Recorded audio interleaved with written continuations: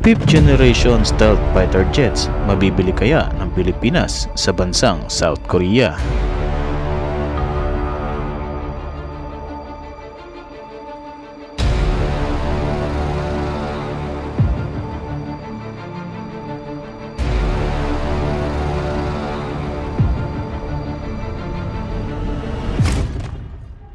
Ayon sa opisyal na pahayag ng Defense Acquisition Program Administration o DAPA ng South Korea, ang mga partikular na hakbang sa kooperasyon na angkop sa tatlong yugto ng planong modernisasyon ng Armed Forces of the Philippines, kasama ang mga pangunahing opisyal ng gobyerno, partikular na nakatuon ang pansin ng Sandatahang Pilipinas sa KF-21, FA-50 at mga submarino na gawang South Korea, at dito ay napukaw ang interes ng Pilipinas. Sa ngayon, ang KF-21 ay nasa yugto pa rin ng pagsubok sa paglipad.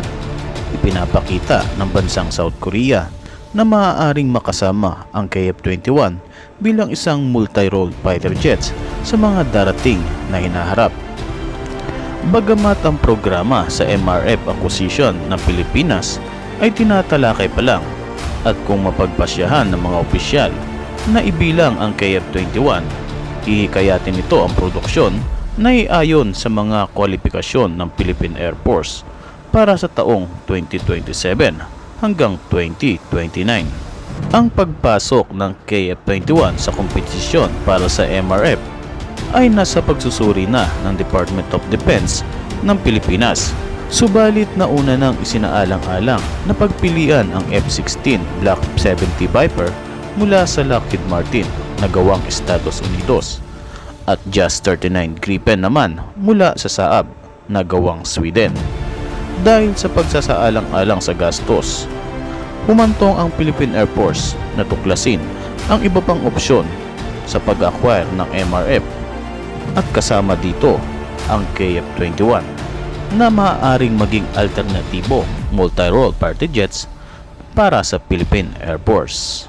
Sa ngayon, ang Philippine Air Force ay mayroong 12 FA-50 light combat fighter jets na mula sa South Korea Aerospace Industry.